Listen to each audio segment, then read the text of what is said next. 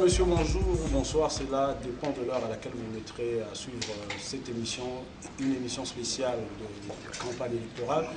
Eh bien, vous le savez, en République démocratique du Congo, le train des élections a bel et bien pris son allure ou sa vitesse de croisière. Et pour les présidentielles, nous avons au total 11 candidats. Aujourd'hui, nous sommes avec l'un d'entre eux, un candidat qui n'est pas le moindre, puisqu'il a été également candidat en 2006. Il s'agit de M. Joseph François Mobutu Nzanga, qui est encore en 2011 candidat à l'élection présidentielle. Avec lui, nous allons nous entretenir sur les motivations de sa candidature, mais également sur beaucoup d'autres sujets d'actualité. Alors, pour animer cette émission, nous avons fait appel à d'autres confrères que vous connaissez certainement. À ma gauche, je suis avec Mamina Massengu de Numérica. Bonjour Mamina. À ma droite, Médard Mbouyal, RTNC. Bonjour Mbouyal. Bonjour. Derrière Mbouyal, Paulette Kimuntu, Congo Web. Bonjour. Bonjour.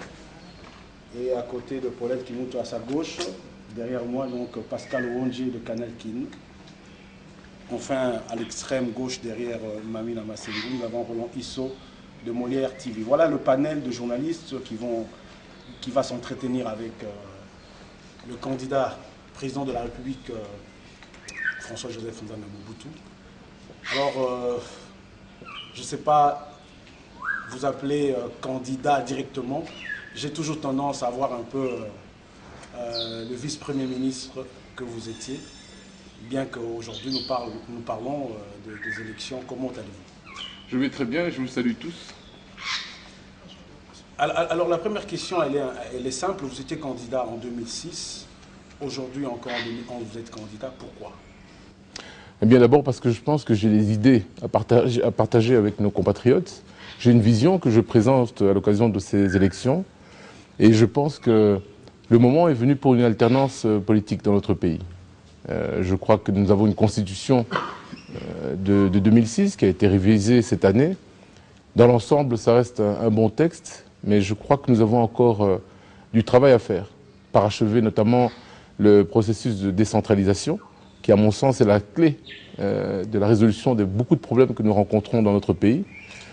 Et je dirais que le processus de démocratisation doit aller jusqu'à son terme également, puisqu'il a été entamé en 1990. Il a connu une petite période de halte, a repris, mais nous devons aller plus loin que ça.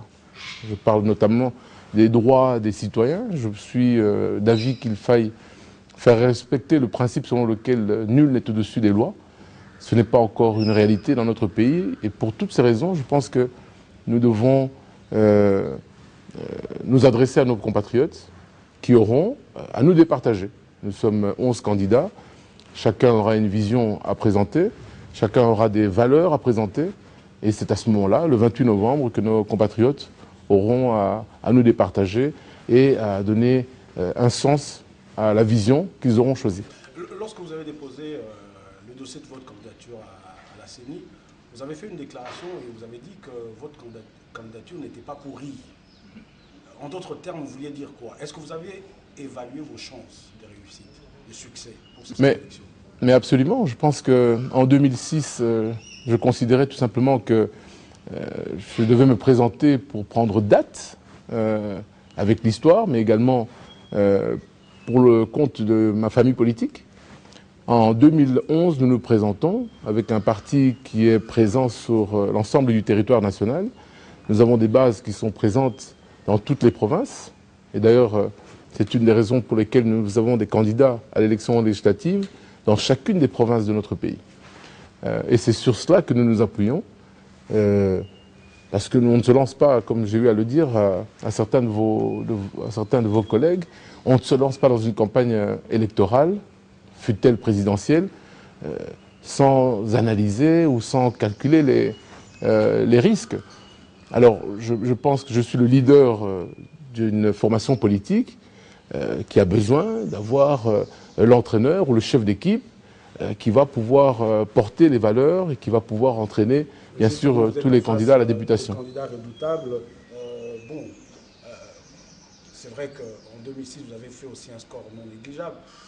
Mais est-ce que vous pensez vraiment que aujourd'hui, avec toutes ces candidatures, 11 au total à la présidentielle, on ne risque pas de connaître ce qu'on avait connu en 2006 avec des candidats qui sortent avec 0, et quelques %. C'est possible, mais ce n'est pas à moi de juger. Je pense que nos compatriotes vont se déterminer à ce moment-là.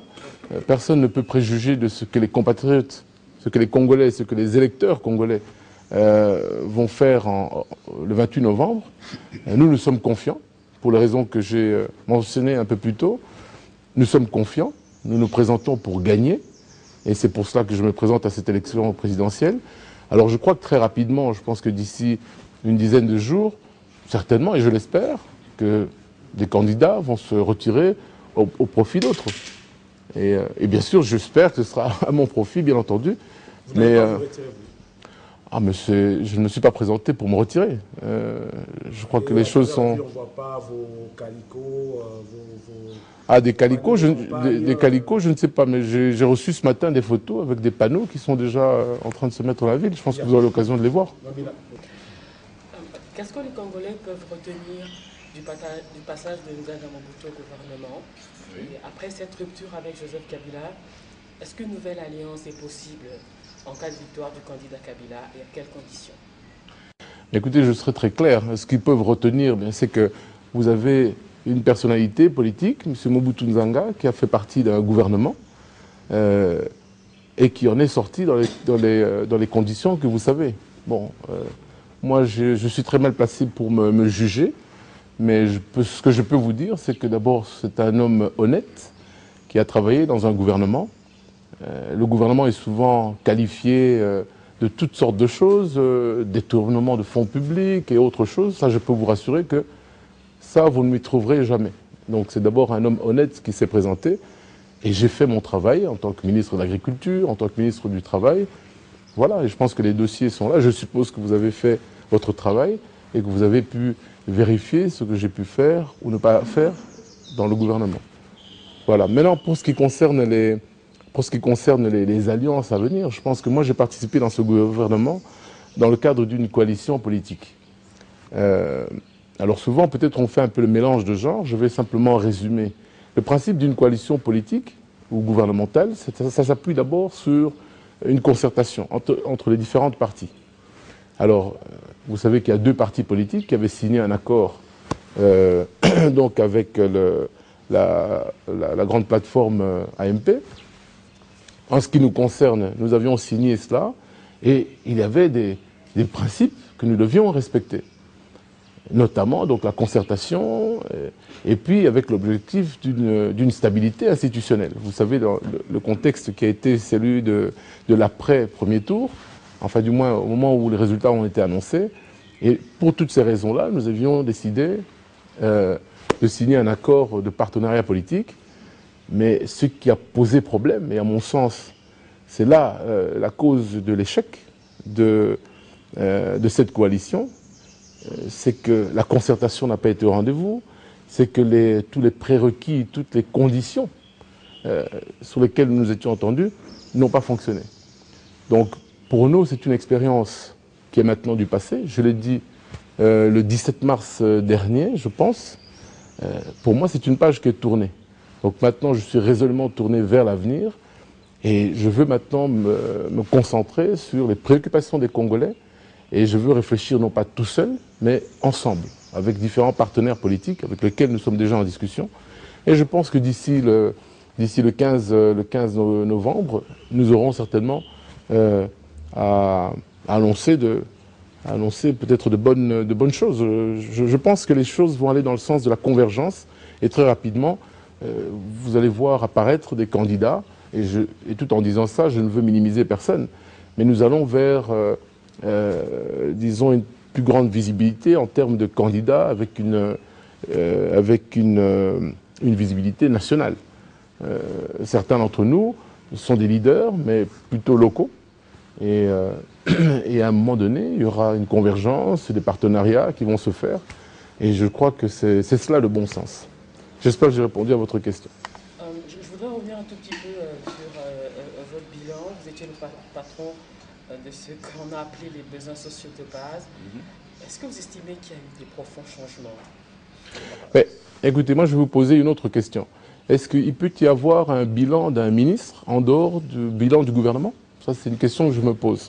Si vous me demandez quelle a été mon expérience en tant que ministre de l'Agriculture ou ministre du Travail, et c'est vrai, à un moment donné, je me suis occupé donc, de ce qu'on appelle les besoins sociaux de base, qui était en fait la commission socio-culturelle du gouvernement, ça c'est autre chose. Alors je ne sais pas, si vous me parlez du bilan du gouvernement, je pense qu'il y a le chef du gouvernement qui, j'ai cru comprendre, va présenter le bilan de son gouvernement. Mais si vous me parlez maintenant de mon expérience, on peut en parler, il n'y a pas de problème. Alors je ne sais pas, quelle est la question exactement. Un bilan d'un ministre, alors là je dis clairement, il n'y a pas de bilan d'un ministre en dehors du gouvernement, mais je peux vous parler des actions menées dans le cadre de mes activités sectorielles. Ça c'est comme vous souhaitez. Un ministre tel que Mamina a posé la question, parce qu'un ministre peut être dans un gouvernement et ne pas être à la hauteur. Ah, mais écoutez, je pense que moi je peux vous dire que je l'étais. Madame trouvera peut-être que je ne l'étais pas. J'ai fait mon travail, tout simplement. Et je pense que ce que je peux entendre ici et là, pour moi je suis un rationnel. Alors on me dit, voilà, ce que vous n'avez pas fait, c'est ceci. Alors je peux vous dire, on va discuter. Moi je peux vous dire par exemple, de mon expérience, hein, c'est simple. J'ai un budget sectoriel qui est voté par les députés nationaux. Alors, une fois que ce budget, hein, je parle du budget sectoriel, mais de l'ensemble du budget est voté par les députés nationaux. Ce même budget est ensuite promulgué. En tant que ministre, si je ne peux pas disposer de mon budget sectoriel, qu'attendez-vous du ministre? Ça, je parle de mon expérience. Hein. Certains peut-être ont connu la même chose. Mais j'ai connu ces problèmes-là. Donc, en réalité, vous avez un budget X, mais en réalité, en taux d'exécution, vous avez peut-être la moitié, si vous avez de la chance. Donc je crois aujourd'hui, ce qui est important de retenir, c'est que pour les secteurs que moi j'ai eu à occuper, c'est vrai que c'est très frustrant, parce que finalement, les objectifs sont très importants, les attentes sont très importantes de la part de la population, mais en réalité, quels sont les moyens qui sont mis à la disposition? Les besoins, nous avons présenté, par exemple, pour le secteur agricole, nous avons présenté un plan qui était évalué à plus d'1 milliard de dollars pour la relance du secteur agricole. On n'a jamais eu même 100 millions de dollars pour ce secteur-là. Bon, mais ça, ce sont les besoins tels qu'estimés, au vu et au regard des besoins et du potentiel dans notre pays. En clair, vous n'avez pas les moyens de votre politique. Mais c'est clair. C'est clair. Donc ça, c'est tout à fait... Et je crois que c'est votre travail de vérifier cela, de vérifier les budgets tels que votés et de vérifier les taux d'exécution de ces budgets. Et puisque vous me posez la question, de vérifier le taux d'exécution du budget sectoriel, ou des budgets sectoriels plutôt, tels que, enfin du moins dans les secteurs que j'ai occupés. L'autre question, c'est sur l'opposant que vous êtes devenu.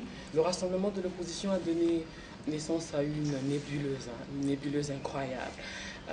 Idéologiquement, vous étiez opposés les uns aux autres hier. Alors, c'est quoi votre dénominateur commun? Qu'est-ce qui vous met ensemble? Une idéologie, un programme ou l'ambition de prendre le pouvoir? Mais écoutez, je pense que l'ambition du pouvoir, bien sûr. Je pense qu'un parti politique, d'abord, par essence, son objectif, c'est de prendre le pouvoir, de manière démocratique, bien entendu. Mais ce que je peux vous dire, moi, j'ai parlé de coalition tout à l'heure, mais il ne s'agit pas d'idéologie.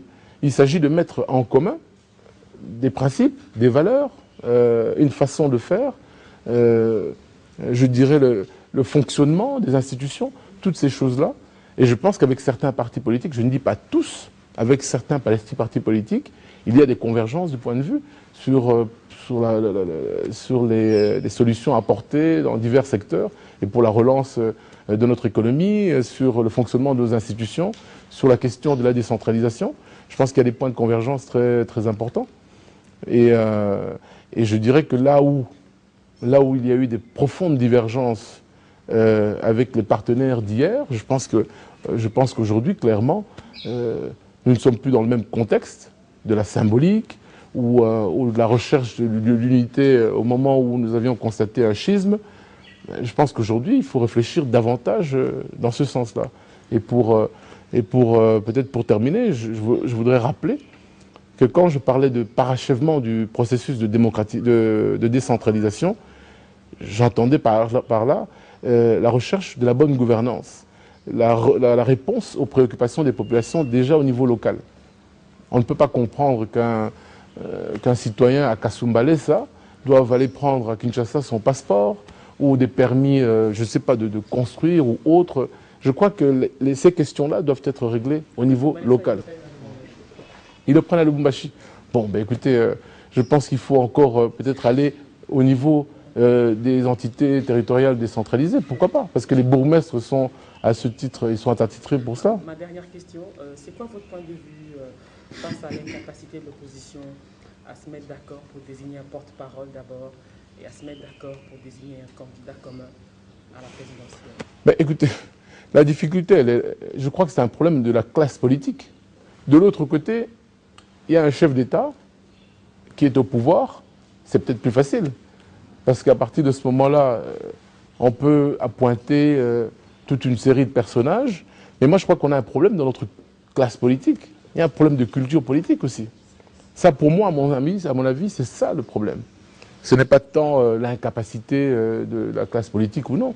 Demain, les mêmes arrivent au pouvoir, vous constaterez exactement la même chose. Je crois que c'est un problème de culture politique. Et donc, de ce point de vue, je pense que certains d'entre nous ont véritablement un travail à faire. Je parlais des candidats qui ont une visibilité au niveau national. Ils ont un travail à faire. C'est-à-dire un travail de cohérence, de comment disons, rationaliser les approches en termes de programme, en termes de vision. Et puis, il faudra rapidement, puisque c'est notre objectif également, non seulement il y a l'objectif présidentiel, mais au plan législatif, il faut se donner déjà comme objectif à court terme, ou à moyen terme, en tout cas, quelles seront les premières mesures à prendre dans les 100 premiers jours. Et ça, je crois que c'est important. Et au vu des problèmes que nous rencontrons dans notre pays, moi je dis l'alternance politique est une urgence nationale. Monsieur François-Joseph Mobutu, en 2006, il y avait quand même une symbolique assez forte. On vous a vu à côté de Joseph Kabila, un jeune président de la République, qui est de l'école de Musée Laurent Désiré Kabila, vous, de l'école de votre défunt père, le maréchal Mobutu. Et on a vu à côté le patriarche Antoine Gizenga, lumumbiste, ancien politicien qui a fait son temps et voilà. Donc c'était une symbolique assez forte. Aujourd'hui, en 2011, vous êtes dans l'opposition. Peut-on dire aujourd'hui qu'entre Nzanga Mobutu et Joseph Kabila, il y a un véritable désamour?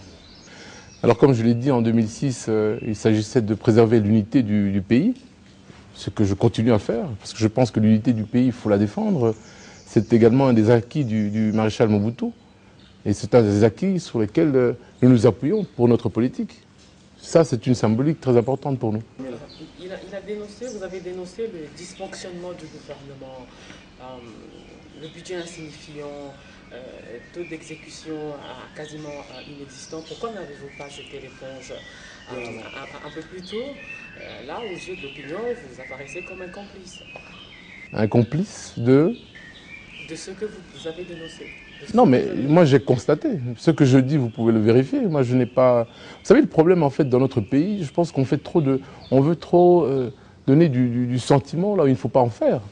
Nous sommes, en tant que gouvernants, nous ne sommes pas là pour se faire des compliments et pour... Non, la situation du pays, elle est difficile. Et nous devons, dans l'action de tous les jours, nous devons concourir à apporter un plus et un mieux à notre population. Je me suis, moi, borné à expliquer que nous ne pouvons pas gérer dans le désordre, il faut gérer dans la concertation. Parce qu'il faut bien rappeler, et vous l'avez dit tout à l'heure, plusieurs forces politiques se sont mises ensemble pour gérer la res publica. Mais dès lors qu'il n'y a pas concertation, mais le dysfonctionnement commence là, puisque c'est une organisation qui est politique, qui n'est pas, je dirais, de ce point de vue constitutionnel. Là, c'est le fait politique qui l'emporte, puisque les options fondamentales du gouvernement dépendent de la concertation politique. Mais je pense que ce n'est pas le propos d'aujourd'hui. Moi, c'est une page pour moi qui est tournée. Moi, je m'assume en tant qu'homme politique sur les actes que je pose. J'ai constaté qu'il y avait problème. la crise, elle était larvée, elle est devenue une crise ouverte, mais je pense que la messe est dite. La cartographie politique congolaise présente un chef de l'État en poste, du moins un chef de l'État sortant face à 10 opposants. Et si on vous posait la question, pour qui roule François-Joseph Mobutu? Il roule pour le peuple congolais. Il est le représentant du parti UDEMO, qui est l'Union des démocrates moboutistes. Et il roule pour l'amélioration des conditions de vie des Congolais. Et cette même personne, eh bien, elle est ouverte à la discussion avec plusieurs autres partis politiques, parce que nous estimons qu'on ne peut pas diriger seul, il faut diriger avec d'autres, mais avec des principes rigoureux. C'est pour ça que le thème de notre convention, le 19 août dernier, c'était « Ensemble pour une future majorité cohérente et responsable ». Et je crois que ça résume assez bien notre vision. Si vous n'êtes pas élu président, qu'allez-vous faire? Eh bien, écoutez, d'abord... Si vous n'êtes pas élu président. Eh bien, écoutez, si je ne suis pas élu, on fait le constat, c'est le peuple qui se sera prononcé. Je crois qu'il faut être démocrate. Vous avez suivi la semaine dernière, le premier jour de la campagne, j'ai été signé le code de bonne conduite. Moi, j'estime que je suis un républicain, il faut faire preuve... C'était un acte citoyen, vous respectez les lois de la République, et j'entends que nous soyons tous, d'ailleurs tous les 11, que nous respections ces actes-là. Nous constatons tous les jours qu'il y a défaut dans le respect de ces mêmes règles. Ça ne viendra pas de nous, mais nous le constatons. Il faut que les règles soient les mêmes pour tout le monde. C'est 11 candidats, c'est les mêmes règles à suivre par chacun. Ça aussi, je pense que ça fait partie de la démocratie, le respect de la loi et des lois de la République. Quels sont les éléments que vous avez constatés sur le non-respect du code de bonne conduite? Écoutez, je pense qu'il y a les actes de violence. Moi, par exemple, je peux vous donner un exemple. Avant-hier, des membres de mon parti placardaient des affiches là, à la place Victoire. Bon, il se fait qu'un autre parti était en train de placarder également ces affiches, un autre parti de l'opposition.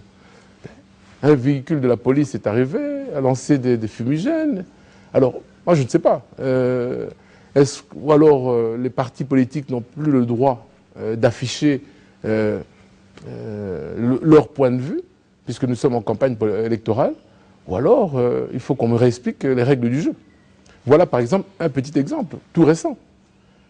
Alors, moi, je l'ai dit au président de la CENI, moi, je signe le document parce que je suis un démocrate, je suis républicain, mais il faut bien comprendre que nous ne serons pas ceux qui vont, comment dire, tordre le cou à ces règles. Dernière question, et quand vous avez constaté ces faits, vous l'avez dénoncé, qui est-ce que vous avez informé pour constater avec... Mais c'est tout à fait récent. Moi, ce que je fais généralement, c'est que nous essayons d'avoir régulièrement un point de discussion avec la CENI et avec les autres organisations qui participent à ce processus pour essayer de faire entendre raison. Je crois que c'est tout ce que nous avons à faire. Avons-nous d'autres alternatives? Je ne pense pas. On remarque quand même une certaine morosité en ce début de campagne, morosité ou timidité, c'est selon. À votre avis, c'est dû à quoi? Je pense que c'est le climat économique et social qui est difficile. Et alors bien entendu, dans ces conditions, lorsque le quotidien est difficile, on ne va pas se lancer comme ça dans la fièvre d'une campagne électorale. Je pense qu'il y a d'autres préoccupations. Bon, on constate ça également, le climat politique n'est pas bon non plus. Bon, toutes sortes de choses. Certains partis politiques ont dénoncé notamment des difficultés pour le transport aérien, il y a des difficultés liées à l'approvisionnement en carburant. Enfin, bon, j'ai entendu toutes sortes de choses. Bon, il y a des frustrations qui se manifestent déjà. C'est vrai que ce n'est pas une ambiance qui soit propice, en tout cas, à l'apaisement que nous souhaitons pour ces élections. Je crois que là, il faut que chacun d'entre nous fassions un effort pour faire respecter ces conditions. Alors, je crois que mes confrères ont déjà posé la question sur le gouvernement. Vous dites déjà que c'est une page tournée. Alors, on aimerait bien savoir, premièrement, le projet de société de votre parti, l'UDEMO. Qu'est-ce que vous promettez ou que vous espérez faire pour le peuple congolais si vous êtes élu comme le 5e président de la République démocratique? Eh bien, écoutez, je pense que je peux vous dire simplement qu'il y a 3 axes. Le premier, à mon sens, c'est la restauration de l'autorité de l'État. Je pense qu'il y a 3 piliers, la défense, la sécurité, la justice. Je l'ai dit tout à l'heure, il faut une justice pour tous. Nul ne doit être au-dessus des lois. Il y a le principe des 3 pouvoirs interdépendants. Et dans interdépendant, il y a indépendant. Il faut que les cours et tribunaux puissent bénéficier de leur budget. Très souvent, on entend que les magistrats sont corrompus. C'est vrai, dans certains cas, c'est le cas. Mais de manière générale, je crois que les services de la magistrature doivent pouvoir bénéficier de leurs allocations budgétaires. Il faut renforcer le rôle du Conseil supérieur de la magistrature, parce qu'il faut également, dans le cas où les juges rendent le droit, il faut vérifier que ces jugements sont conformes à la loi. Ça, je crois que c'est très important. La défense, il nous faut une armée républicaine, une armée qui soit mieux équilibrée, parce qu'au jour d'aujourd'hui, je crois que c'est le ministre de la Défense lui-même qui parlait de déséquilibre. Vous trouvez des unités, beaucoup d'unités dont les membres proviennent de la partie orientale du pays, par exemple. Ça pose problème en termes de perception, mais ça pose problème également dans le sens où, lorsque le brassage qui a commencé en 2003 a débuté, eh bien, certaines unités appartenant à l'une des factions rebelles, et notamment celle de l'Est du pays, eh bien, est restée jusqu'aujourd'hui attachée à ces anciens centres d'impulsion ou de commandement. Certaines de ces unités, lorsque vous voulez les déployer à travers la République, eh bien, préfèrent rester là où ils sont cantonnés actuellement. Et ça, pour moi, c'est un problème. Pour moi, ce n'est pas le signe d'une armée véritablement républicaine. Je pense qu'une armée bien formée, bien structurée est importante, non pas pléthorique, mais mieux ciblée, avec des unités spéciales, notamment à nos frontières, Angola, le Burundi, le Rwanda, l'Ouganda, bien entendu aussi avec le Soudan, tous les problèmes que nous rencontrons. Et je crois qu'il faut des forces de réaction. Ça, pour moi, c'est comme ça que je vois les choses. Donc une armée véritablement au service des populations et de la défense de nos frontières. Et une police de proximité qui soit là pour faire respecter l'ordre public et non pas pour s'en prendre aux populations. Mais ça relève aussi donc de l'autorité de l'État. Le deuxième axe, qui est un axe quand même très important, c'est l'économie et la création d'emplois. Pour ce qui concerne l'économie, il nous faut, je pense, une économie qui soit, une politique économique qui soit adaptée aux besoins de notre pays, une politique qui soit incitative à la création d'emplois, mais également à l'investissement. Lequel investissement créera justement ces emplois. Et donc il faut que le cadre des affaires, l'environnement des affaires soit assaini. Alors, certes, il y a eu donc la signature de l'accord de l'OHADA, et il faut aller plus loin dans le sens de la sécurisation des contrats dans notre pays. Plusieurs majors dans différents secteurs, notamment miniers, se sont plaints du non-respect des accords signés ou de la renégociation après des accords fermes. Mais ce genre de choses ne participe pas, bien sûr, à la bonne publicité de notre pays. Alors que nous souhaitons qu'à moyen terme, que le Congo devienne un hub économique. Donc là, il y a véritablement un effort à fournir. Et dans différents secteurs, je pense que nous devons penser plutôt davantage à la transformation, laquelle transformation peut permettre aussi la création d'emplois, mais peut permettre également la création de la valeur ajoutée. Et ça permettra, bien sûr, à accroître nos revenus dont nous avons tant besoin pour les dépenses sociales. Et ça, c'est ce qui m'amène donc au troisième volet de ces axes, que sont la santé et l'enseignement. Je pense que la formation est très importante dans un pays. Moi, je constate que sous d'autres cieux, le budget de l'enseignement est beaucoup plus important que le budget de la défense. Et je pense que nous devons arriver là.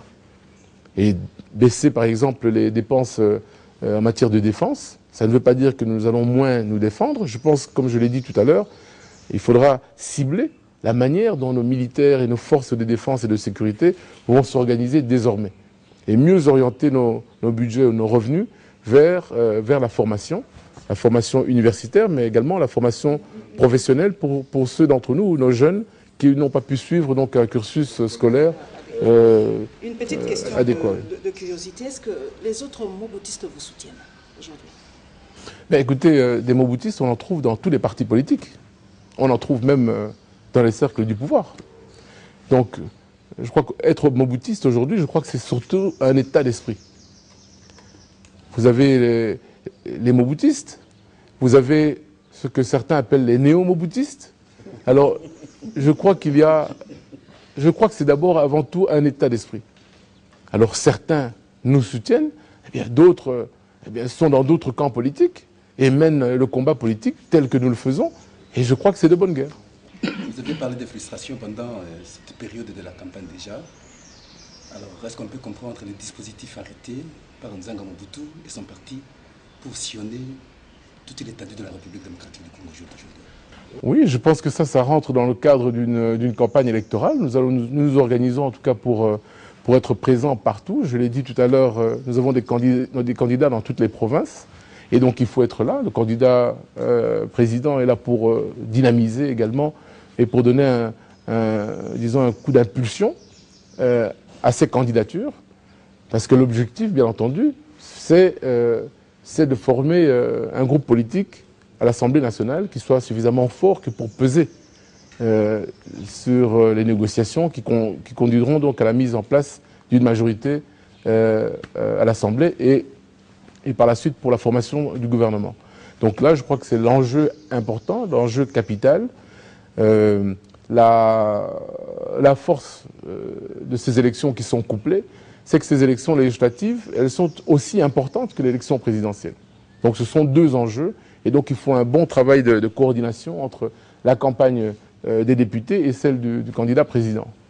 Et nous espérons que nous l'emporterons. Au même moment, on reproche à Nzanga Mobutu comme un leader qui ne s'est pas entré directement en contact avec ces différentes bases. Et c'est parce que les élections que vous allez changer maintenant de stratégie, vous allez rester avec votre manière de l'approcher déjà par vos différentes bases. Écoutez, moi je suis, comme je l'ai dit, un démocrate. Chaque fois que des critiques sont formulées, eh bien, il faut faire mieux.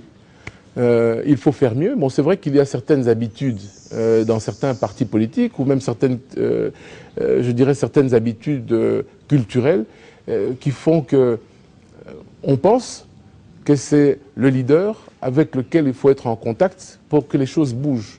Moi, je suis d'une autre école. Je pense avant tout que s'agissant par exemple du programme ou des actions à mener, moi je pense plutôt que c'est la base qui doit être l'impulsion. Moi, je le répète souvent à mes équipes, je dis, moi je ne suis que le coordonnateur, je n'ai pas la science infuse, je n'ai pas la meilleure idée, j'ai des idées que je partage, et je dirais que c'est une nouvelle approche, c'est une nouvelle culture politique dont j'ai une certaine empreinte et que j'aimerais partager avec les autres. Donc je crois que c'est simplement peut-être une inadéquation au niveau de la manière dont nous appréhendons la politique, et je pense que c'est bon d'écouter la base. Les critiques, c'est bon, ça nous permet de faire mieux ou de nous comporter de manière plus efficace, mais je pense que je ne me trompe pas quand je dis que l'impulsion doit aussi venir de la base. Parce que c'est à la base qu'on sait ce qui se passe réellement. On ne peut pas savoir, par exemple, je parlais de Kassoum Balessa tout à l'heure, mais il faut savoir qu'on ne pense pas à Kassoum Balessa comme on pense à Beni ou à Gbadolite ou à Mwanda. Oui, donc je pense que ça c'est très très important aussi. Il faudra que nous fassions tous des efforts. Mais l'idée, de toute façon, c'est d'être à l'écoute de tous. Ça, c'est mon devoir en tant que responsable, en tant que leader politique, c'est d'écouter tout le monde et d'être donc à la disposition de chacun, mais tout en faisant respecter ses principes. Ma petite dernière question. Votre parti est qualifié comme une chauve-souris parce que nombreux sont ceux-là qui ne vous considèrent pas comme opposant. Est-ce que vous êtes réellement opposant? Alors, je vais répondre à votre question parce que elle m'est posée très régulièrement. De 2007 à 2011, donc le 10 mars, ou le 8 mars ou le 10 mars, je ne sais plus exactement, 2011, donc pendant 4 ans, j'ai été membre du gouvernement. Et donc, j'étais membre de la majorité. Je ne suis plus dans cette majorité aujourd'hui, Je l'ai quitté, je me présente à une élection présidentielle, je demande l'alternance politique. Alors pourquoi voulez-vous me mettre soit dans l'opposition ou dans la majorité? Je veux l'alternance politique. Alors je ne sais pas, je parle français, je peux le dire en lingala ou dans une autre langue. Je veux l'alternance politique. Donc je veux un changement politique dans ce pays. Je pense que ce serait sain pour la démocratie. Alors je ne sais pas comment est-ce que je peux m'exprimer autrement. Parti chauve-souris pour faire quoi? J'ai été dans cette majorité envers et contre tout. Ma famille, mes proches, les gens des différentes provinces, de la province orientale, de l'Équateur, du Bas-Congo, du Bandundu. J'ai eu plusieurs délégations qui sont venues pour me dissuader de faire cette coalition. Je l'ai fait malgré tout. Et de mon plein gré, je l'ai quitté. Pourquoi voulez-vous jouer à la chauve-souris? Je n'ai pas besoin de ça. Je suis un homme qui dit ce qu'il fait et qui fait ce qu'il dit. Donc pour moi, aujourd'hui, la page, elle est tournée. Et je suis résolument tourné vers l'avenir. Et c'est de cela qu'il s'agit. Il se raconte à travers la ville que Nzanga Mobutu est entré au gouvernement ou dans la majorité au pouvoir, tout simplement pour récupérer le bien de son père et les biens de sa famille. Et voilà, et puisqu'il a récupéré les biens, il les a vendus, donc il n'avait plus besoin de rester dans la majorité. Eh bien écoutez, je vais vous prendre au mot. Je vais demander à mon conseil juridique qui va vous donner justement, puisque depuis 5 ou 6 ans, il suit tous nos dossiers personnels. Mais je peux vous dire que 90% de ces dossiers sont toujours en suspens. J'ai été au gouvernement. Ça n'a rien changé. Moi, je n'ai pas profité de ma position au gouvernement pour récupérer les biens de ma famille. Je vais vous donner le nom de mon conseil juridique, vous allez vérifier. Moi, je suis un homme, vous savez, lorsqu'on m'attaque sur mon honnêteté intellectuelle, je sais me défendre. Ça, ce sont simplement des personnages ou des individus qui n'ont peut-être rien d'autre à dire. Parce qu'on estime que le fils de Mobutu ne peut pas revenir comme ça en politique ou faire de la politique. Mais c'est un droit qui revient à chacun d'entre nous. Moi, j'ai été en exil pendant 5 ans, cher monsieur. Je suis revenu ici, mais sans l'aval de qui que ce soit, de mon propre chef. Et parce qu'aujourd'hui, je serai en politique, parce que je suis le fils du maréchal Mobutu, je n'aurai pas le droit de faire de la politique, mais c'est mon droit de citoyen. Lisez la Constitution. J'ai des droits, mais j'ai des devoirs aussi. Et alors? Et si demain, mes enfants, moi j'aurais travaillé, mes enfants ne pourraient pas hériter de ce que moi j'aurais pu gagner comme argent dans ma vie professionnelle? Mais qu'est-ce que c'est que cette République? Ah non. Moi, je peux vous dire, nous sommes ici devant les compatriotes, nous n'allons pas rentrer dans des détails, mais mes biens de famille. Mais tout le monde dit, ah, il est venu pour récupérer. Mais quel bien j'ai récupéré? Oui, c'est vrai, j'ai récupéré cette maison, mais qui est une maison de famille. Et au nom de quel droit on viendrait s'installer dans une maison appartenant à des individus? Selon quel principe? Quelle est cette disposition de la Constitution qui permettrait à un État ou à un individu de venir prendre des biens appartenant à d'autres individus? C'est ça que je veux changer. Cette perception-là, ce n'est pas bon. Parce que ce type de considération, ça peut vous amener à la violence et à d'autres choses, vous le savez. Nous avons tout connu dans ce pays. Donc, de ce point de vue-là, rassurez-vous. Moi, je ne suis pas venu là pour les biens de ma famille. Mes avocats sont là pour suivre ce genre de dossier. Ce n'est pas moi, mon obligation là. J'ai l'obligation, bien sûr, vis-à-vis de ma famille, de continuer à suivre, de faire en sorte que les dossiers suivent leur cours. Mais pour des raisons politiques, disons-le clairement, on a toujours bloqué nos dossiers, que je sois au gouvernement ou non. Donc voilà la situation. Moi, je voudrais vraiment fermer cette page parce que je crois que ça ne concerne pas les citoyens qui ont des problèmes très sérieux sur lesquels nous voulons nous concentrer. Monsieur Mobutu, quel président vous serez pour ce pays? Parce qu'on vous reproche déjà de dictature, d'être dictateur au sein de votre propre parti politique. Vous chassez l'ancien secrétaire général pour le remplacer par votre propre frère et votre entourage. Ce ne sont que les Bangalas, les gens de l'Équateur, les membres de votre famille, vos cousins. Deuxième, allons de termes clairs. Aujourd'hui, l'Est du pays est envahi. Vous avez parlé dans votre gouvernement de sécuriser l'Est du pays. Amanileo 1, Amanileo 2, Kimia 1, Kimia 2, il y a toujours de viols, il y a autant de situations pénibles, déplorables à l'est du pays. Que vous répondiez clairement aux Congolais qui vous suivent actuellement. Ne philosophez pas, M. Mobutu. Si vous êtes élu aujourd'hui président de la République, l'est du pays aujourd'hui en proie pour aux groupes armés, quand et comment résoudre cette situation de l'est? Et aussi, vous le savez tout comme nous, la situation de Kayemba, on parle de l'intégrité territoriale, les Mororo à l'Équateur, ainsi de suite. Qu'est-ce que vous allez faire pour procéder justement à la récupération de l'intégrité territoriale du pays? Et le social de Congolais est au niveau zéro. Je crois que vous n'êtes pas ignorant de la situation. Alors, en de termes clairs, comment les Congolais vont se retrouver dans leur social?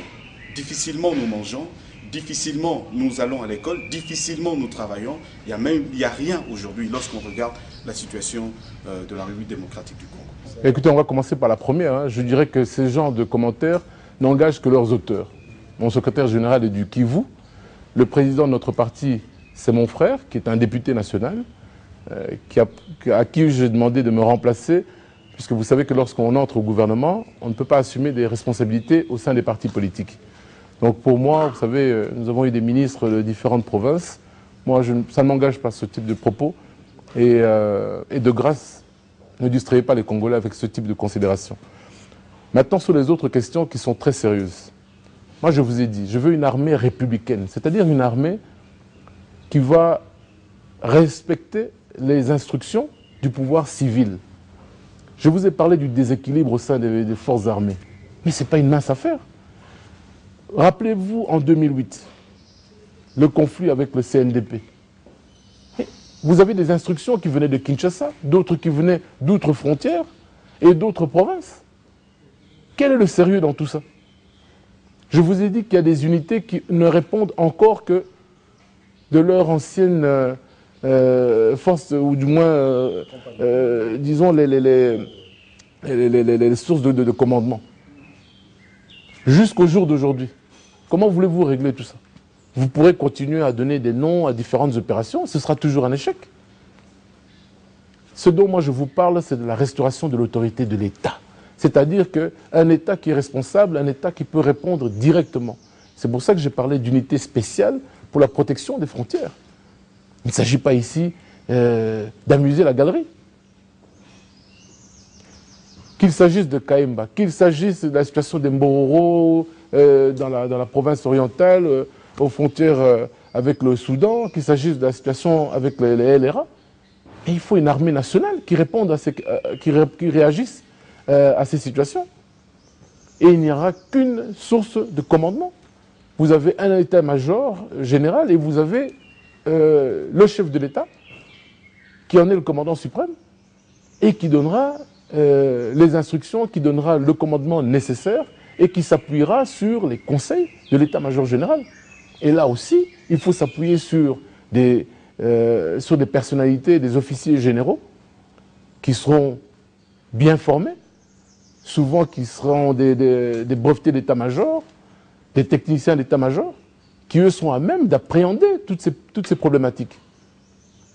Mais malheureusement, j'ai parlé du brassage, qui n'a pas été un bon brassage, et qui nous pose problème jusqu'aujourd'hui.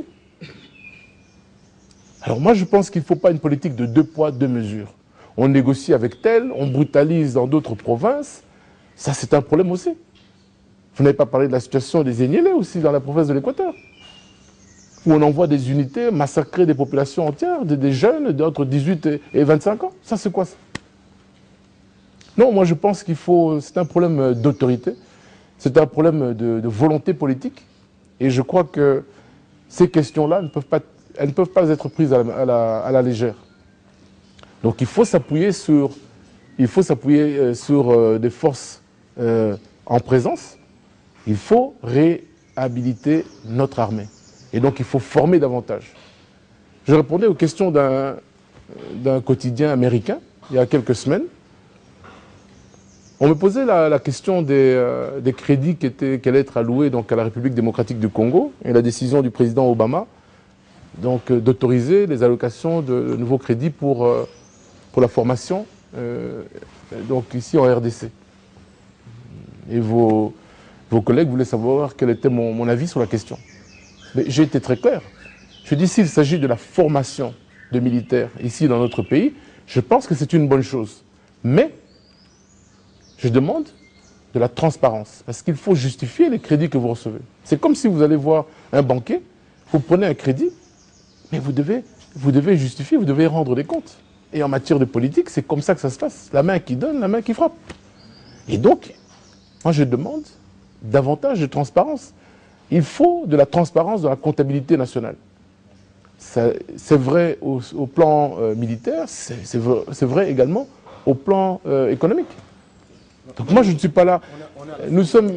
Je voudrais juste pour une dernière chose. Moi, j'espère quand même que j'ai des journalistes ici de grande valeur. Je ne fais pas ici de. Je ne suis pas là ici pour faire. Pour amuser la galerie. Vous posez des questions. Moi, j'aimerais que lorsque vous posez des questions, que vous vous appuyez sur des faits réels, pas du colportage. Les Congolais nous suivent. Il faut vérifier toutes vos affirmations. Vous posez des questions, soyons sérieux. Vous avez posé quelques questions très sérieuses concernant les opérations militaires à mener pour un État organisé et moderne. Pour le reste, je vous ai dit, ça n'engage que leurs auteurs. J'espère que nous avons été très clairs là-dessus. Quel est le rôle que jouera Madame votre épouse, qui est une magnifique et belle femme? Est-ce qu'elle aura un rôle à jouer, et c'est lequel dans votre campagne? Eh bien, je pense qu'elle a déjà à cœur toutes les questions d'ordre social. Elle a eu l'occasion ces dernières années, notamment de travailler dans des hôpitaux.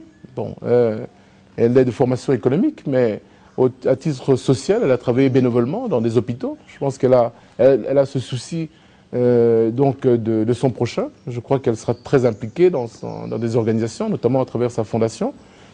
Mais je pense qu'il faut déjà réfléchir en termes également de partenariat. Elle travaille déjà avec des organisations au niveau international, parce qu'il s'agit également de moyens. Il ne s'agit pas juste de créer une fondation sans lendemain. Je pense qu'il faut travailler sur le long terme. Je pense qu'une première dame qui s'implique sur ces questions-là, je crois que c'est tout à fait naturel. Ce sont généralement des questions qui relèvent des activités d'une première dame. Mais en même temps, je pense que je me veux un citoyen, un futur président citoyen. Et à ce titre, je pense que l'éventuelle future première dame, elle jouerait également ce rôle d'une première dame citoyenne. Nous ne serions que des acteurs avec des responsabilités, mais nous restons des citoyens à part entière, avec les mêmes règles qui sont appliquées et qui sont opposables à chacun d'entre nous. Nous sommes arrivés à la fin de cet entretien. Vous avez peut-être un regret par rapport au débat.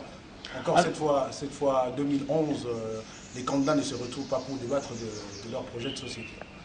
Non, je n'ai aucun regret. Le débat contradictoire. Vous auriez bien voulu...